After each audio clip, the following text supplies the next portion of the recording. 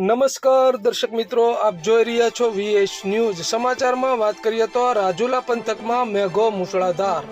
સમગ્ર વિગતની વાત કરીએ તો રાજુલા શહેર સહિત ગ્રામ્ય વિસ્તારોમાં ધોધમાર વરસાદ ખાબક્યો।